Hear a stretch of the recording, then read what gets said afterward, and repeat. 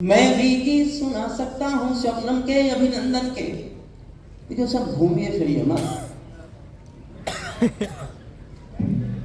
अब कोई घूमो फिरो मत। मैंने जिन सरकारों पर लिखा है ना, कई वो बैठ गई।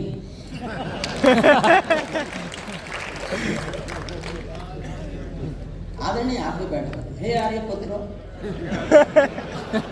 सुनिए, मैं भी गीत सुना सकता हूँ शबनम के अभिनंदन के, मैं भी ताज पहन सकता हूँ नंदनवन के चंदन के, लेकिन जब तक पगडंडी से संसद तक को राह है, तब तक केवल गीत लिखूंगा जनगण मन के क्रंदन के। तब तक केवल गीत लिखूंगा, सुनना मुझे, मैं जोश का कवि हूँ। तब तक केवल गीत लिखूंगा जनगण मन के क्रंदन के।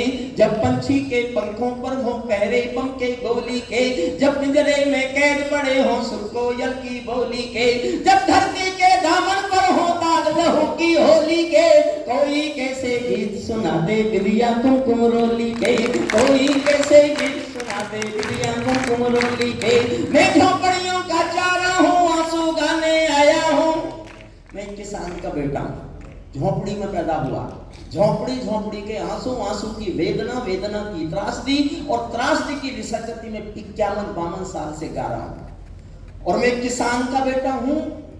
ये मैं मौका देख के, जब भी मुझे कविता पढ़ने का मौका मिलता है, मैं वाजपेयी साहब के सामने भी कहा करता था, उनके बाद भी कहता रहता हूं, जब भी मुझे मौका मिलता है मैं बताता हूं मैं किसान का बेटा हूं। जानते हो क्यों बताता हूं? मैं एक बार लाल किले में कविताएं सुना रहा था, सामने चौधरी देवीलाल बैठे थे, हरियाणा के मुख्यमंत्री थे। मेरी 1 घंटे कविताएं सुनी, मंच पर आ गई, माइक लिया और भाषण दिया कि अगला प्रधानमंत्री किसान का बेटा होना चाहिए। मैं उसी दिन से देश को बताता घूम रहा हूं कि मैं किसान का बेटा हूं।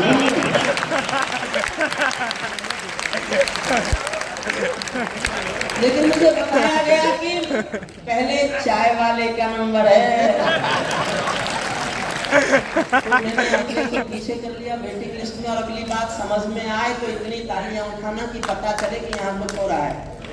मैंने अगले को वेटिंग कर लिया कि पहले चाय वाले का नंबर है, लेकिन कुछ दिन बाद मुझे पता चला कि चाय वाले के बाद भी मेरा नंबर नहीं है, उसके बाद गाय वाले का नंबर है।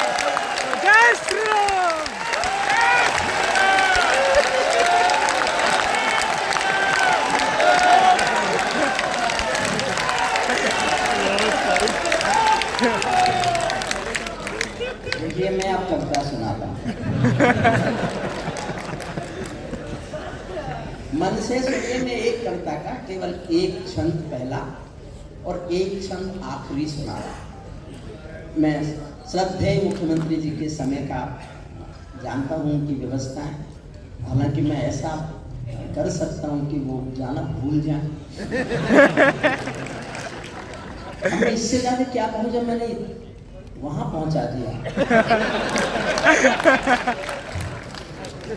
हमारे जो सिख भाई बैठे, मैं जब देखिए, मैं किसी भी सिख भाई को देखूं, उसकी पगड़ी देख के मुझे लगता है मैंने कोई गुरुद्वारा देख लिया और मैं सर झुका लेता हूं। ये वो कौम है। मैंने इतिहास भी पढ़ा है कानून के साथ साथ। आपको एक तथ्य बताता हूं, 104 फांसी हुई अदालत से मुकदमा चलाकर पूरी आजादी की लड़ाई में। अदालत से पूरी की पूरी लीगल प्रोसेस पूरी करके 104 फांसी हुई थी, जिनमें 94 बेटे सिख मां की कोख के बेटे थे। तो मैं कविता लिखी थी, हम कर्जा खाए बैठे हैं गुरु गोविंद की कुर्बानी का, हम क्या एहसान चुकाएंगे उनकी आंखों के पानी का। हम उनकी पूजा करते हैं आजादी के आधारों में, जिनके आगे जिनके 2-2 बेटे चिन गए दीवार। मैं 1 मिनट की एक कहानी और सुनाता हूँ। एक राज्य में अपराध बढ़े, मैं बंगाल नहीं कह रहा, बंगाल नहीं कह रहा, एक राज्य में अपराध बढ़े, बहुत बढ़े। राजा ईमानदार था और अपराध रोकना चाहता था। उसने घोषणा की, जो भी कोई मेरे राज्य में सलाह देकर के अपराधों को रोक देगा, मैं उसको मुहम्मा का इनाम दूंगा। अपराध रुके नहीं। उसने आगे कहा कि मैं उसको आधा राज्य दे दूंगा, फिर भी नहीं रुके अपराध। उसने अंत में दुखी होकर कहा कि मैं अपराधों से दुखी हूं, अपराध रोकना चाहता हूं। जो कोई मेरे राज्य के अपराध रोकेगा, अपराध मुक्त राज्य करेगा, उसको पूरा राज्य लिख दूंगा। तब भी नहीं रुके। अंत में घूमते घूमते उनके 17 साल जंगल पहुंचे। जंगल में कोई सन्यासी मिला। सन्यासी को बताया कि देखो ऐसे ऐसी घोषणा हो रही है, अपराध रुकते नहीं है, राज्य देने को तैयार हैं।